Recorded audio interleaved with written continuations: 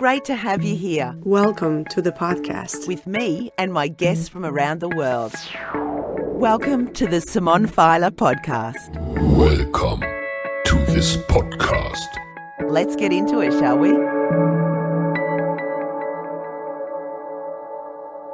On the Simone Feiler podcast. Had the absolute pleasure of recording with the fabulous Jocelyn Doran this week. Her audiobook is called The Call of The Kimberleys, A Life Well Loved, where Joss recounts her amazing life in outback Australia. Thank you for joining me on my podcast right now, Joss. It has been an absolute pleasure, Simone, and I started off feeling a bit nervous, but I ended up enjoying every moment and we had such fun. We really did. I loved it. Now, in my intro, I've said you recount your amazing story of outback Australia. Actually, you've been over the country with a fine-tooth comb from what I've just heard. And thank you for coming in and telling me your story and letting me be the first to hear your audiobook. You just did mention a little bit how it was for you. How was it recording? Like, you came in with some trepidation, you said. Oh, yes, I certainly did. I didn't know whether I'd be able to get through it, whether I'd make too many mistakes. Or anyhow, Simone handles all that beautifully. You can make as many mistakes as you like, and she just fixes it up like the professional she is. Aww. And as I say, we both laughed and we cried and had fun. Definitely had a great time and definitely shed many tears, but also had some sneaky little laughs in there where I had to tone it down so you could keep reading. All right, so you're clearly a mad fan of horses. You've mustered in the wildest parts of our country together with your beautiful husband, Tim, and other amazing Australians. When did you first fall in love with horses? Oh, from a very early age, when my sister got a horse called Kim, and she kept him in our backyard, and that was the first horse that I rode, and I thought they were great. And then eventually I was able to buy my very own horse, and so it started. Yeah. Went all my life. Well, I've still got a love of horses, but I don't ride them anymore. Sadly, I'm 80 this year, and I just don't ride. I'm too small, can't put the saddle on. Oh, you are so inspirational. 80 and recording an audiobook. Listen up, everybody, it can be done.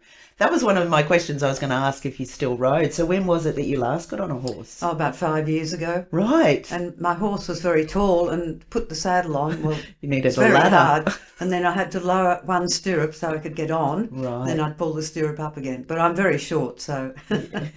Good things come in small packages, though. Thank you, Simone. So you did spend a lot of time on cattle stations out in the Kimberley. Tell me, what was the attraction, apart from the gorgeous Tim, which you mentioned? Oh, he's such a lovely man. You feel that you get to know him through your book. But what was the attraction other than Tim for this life? I've always loved the isolation and the wide open spaces. Even as a kid living in Sydney, there was nothing I liked more than to be able to ride somewhere where I couldn't see any houses or people. So basically I loved the isolation and the beauty and the ruggedness of the Kimberleys. It sounds like an amazing place out there. I've never been out back, but your book certainly paints a beautiful picture. Actually, it kind of had me thinking, is the outback calling me? You should go. Well, yeah, I know, because I've just heard your book. All right, so you did spend a lot of time on cattle stations out in the Kimberley. It certainly sounds like heady days out there. You had a lot of friends and a very close-knit community within your friends out there at various cattle stations. Then you had your children, Andrew and Sophie. How did this change life for you? Did it change or...? Not a great deal, because I had so many helpers, so I wasn't restricted. And the Aboriginals gave me a coolerman. Now, a coolerman is what they used to carry their pickaninnies and their food and stuff in, and they gave me a beautiful coolerman so I could go to town and put the kids in the coolerman. It's just beautifully shaped. Right. I would never have a bad back. And no, I always had freedom and lots of lovely people around. So, the kids had a great childhood with horses and dogs and lots of both black and white. Yeah. And it was a good life, fantastic life on the station. You also got to see how the Aboriginals lived and obviously got on very well with the Aboriginals. Are you still friends with those people that you frequented your time with out there? Most of them are not alive now. Most of them have gone. But if we do meet them, and haven't for a long time, oh, Mrs. Mullica, we've been missed that station life. Oh, isn't that beautiful? You then moved away from the Kimberleys and you found your own property, but this time instead of cattle, you found a sheep property. How different was this for you guys? Well, we still had horses, of course, and we did have cattle too, but it was basically, the second one was basically a sheep property. But it was all we could afford at the time, and that eventually we were able to buy our own cattle property, so it was beautiful. So you did go back to cattle in the end? Yes. I've got to say, listener, that Jocelyn's story is incredible. Like, she's just recorded her audiobook here with me, which is amazing, at 80 this year. But she has been in the wildest outback rugged country that you can imagine, hanging sideways on horses, mustering. She's sheared sheep, this lady. No, I didn't shear them. I dragged them out while Tim crutched them, and we employed shearers. Right. But we did the crutching. What does crutching actually mean?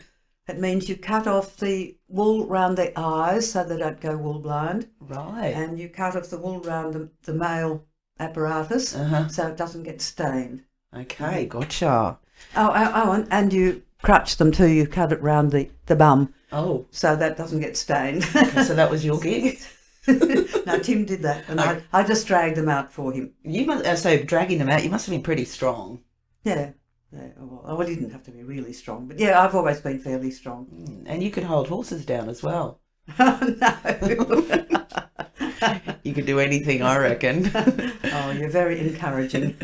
Well, you've written a magical story about life in Australia across 7 decades from the 40s. What are some of the major standout changes that you've seen in the time? Oh, as I say in my book, the major standout was the big changeover in the labour on the stations, from Aboriginal to white labour, basically, from horses to helicopters, and from drovers to road trains. They were the major things. And then, of course, in this modern era, the changeover to internet technology, which has just changed lives so much. Families don't sit around the dinner table anymore and discuss the day's events and play cards at night time and sing round the piano as we used to do. Oh. That's all changed now, hasn't it? Yeah, they're all on their phones. So they're the major changes that I've seen in my lifetime. Yeah. Would you prefer those days or these days? Those days, any time. And everyone of my age says the same thing. We were lucky growing up in the 50s, 60s and 70s. Yeah. It was a magical time in Australia. I agree. Well, I grew up in the 70s and 80s, and yeah, I think we left the house at about 6 o'clock on the weekends in the morning on our bikes, and then we come home when the sun was going down, and we'd be at the beach or in the sand dunes or actually living life and not on our phone. Yes, no, that's the sad part, isn't it? See these kids constantly, and I must say, if I've got nothing else to do, I'll pull out my phone too and have a look at Facebook. I think we're all guilty of that, just a little bit. Well, you've seen lots and lots of happy times and also sad times with the loss of your dearest animals, including Golden Doran, your beautiful horse. This brought tears to my eyes. Mine too. Yeah. Still does. Yeah, you got very emotional over that. Obviously it meant a lot to you. Yeah, it was such a terrible death. That's why it struck such a chord with me and has done ever since. You'll have to listen to the book to find out a bit more.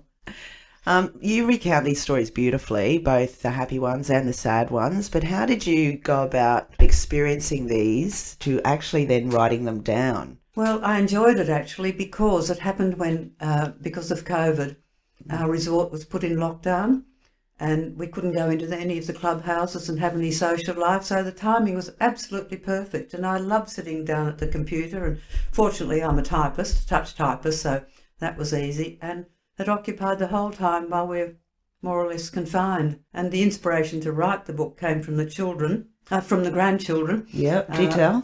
When Shani, my granddaughter, brought some of her school friends, and we sat in the spa at Palm Lake, and they knew I had a bit of an interesting story. So Shani said, "Tell us the story of how you met Timmy." So I reluctantly started telling the story, and I'd stop and they'd say, "Go on, keep going." And so eventually we sort of got to the end of it, and that sowed the seed for my writing the book. Oh, how cool Otherwise is that? it wouldn't have happened. Wow. And then Ashy heard about it, and so that's my grandson, he's been pushing all the time to get this, and he pushed me on to having the audio book done, and he's been marvellous. He's an absolute champion. He obviously knows that your story needs to get out there. Yeah. To inspire people to go out and see the outback. It's not going to be the way it was to begin with, but yeah, it's a beautiful country, and you certainly describe it amazingly in your book. So once you had that spark, did you initially, was that before COVID, when you decided, oh, maybe I'll write a book, or you just thought, oh, well, COVID's here, I've got nothing better to do, I'll write a book? No, that was coincidental, happened around about the same time. The kids inspired me to write, the grandkids inspired me to write the book, and then COVID was upon us, so it was just happened to be the perfect opportunity. You were driven right into that corner. So how long did it take you to write? Oh, I think about 6 months. Wow. That's quick. Oh, is it? Yeah. I'd have to check my diary. Anyhow, and then I went to the publisher in about September, and I said to him, will it be ready by Christmas? I had no idea what was going to happen between now and when it was actually a publication, I think about 12 months later. And of course I had to sort out the cover and all the photos. And then 2 months ago, my first book arrived. Well, I can't begin to describe the feeling when you're actually holding your book in your hot little hand. And so I had to ring my friend Sia Hayes, who had written An Outback Nurse.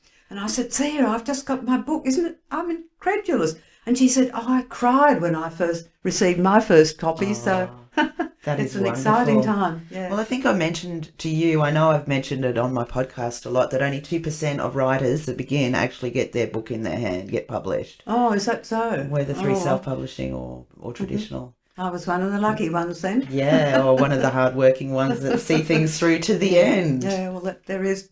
The easy part was writing the book. The hard part was getting it all sorted, the cover and the photos and sorting everything out and, the blurb. You've got beautiful pictures in your printed copy. Yes, I like them too. Yeah. I still like looking at them. Yeah, they must bring back, have probably been beneficial in bringing back some of your memories looking through your photos. But I showed them to my daughters, and Melody in particular. She's like, oh my God, she was beautiful. Oh, dear. And I have to thank my daughter, Sophie, for showing me how to get the photos in the book. She said, you photographed them, Mum. So she photographed them for me. Right. And we sent them to Dan, the publisher, and there they are. I'm quite amazed. Yeah. Obviously, you can't see the photos in the audio book, but if people want to get hold of your printed book, where can they find you? Well, I've got a website, rjocelyndoran.com.au. Excellent. And you're also on Facebook. And Instagram, I believe. But grandson Ashley has organised all that. I haven't had to do a thing. Wow. He's even employed a marketing manager for me. That's fantastic. Well, I think that this should be made into a movie. It would make, didn't I say to you that Australia movie? Who produced that? They'd want to produce this, I reckon. That's a bit optimistic, that is. You are very encouraging, Simone. Yeah, you got to dream big. Very encouraging. You got to dream big. Once again, thank you so much for coming in here and recording with me. It's been an absolute pleasure. I've loved listening to it. I think it took us 16 hours to record, but to me it seemed like it only was like about 2 or 3, or not even. Like, didn't I just say, I don't want it to end? You'll have to get on to book 2. No, that's not going to happen. I haven't got another book in me. So what do you do nowadays? I drive miles and miles to Brisbane to record my audio. Oh, yes. And I do go out on the motorhome still quite often, and I still travel with Rhonda, my friend, and we're about to take off for Western Queensland next month. Oh, I bet you're looking forward to that. I don't know whether I'm going to be able to cope with the heat, but can't go to New South Wales. So. No, that's right. I know it's very stifled now, travel, isn't it? So anyhow, it has been a real pleasure working with Simone, and I'm sorry it's come to an end. Oh, ditto. All right, all the best with it. And one more time, if you want to find out more about Jocelyn, her website is rjocelyndoran.com.au, and it's also on Facebook and Instagram. All right, and her amazing book's called The Call of The Kimberleys, A Life Well Loved. Jocelyn, thank you so much. Thank you, Simone. Thanks for joining me. Thank you. And my guests from around the world. Thank you for being a part of this show. The Simone Feiler podcast. Catch you next time. It's a wrap.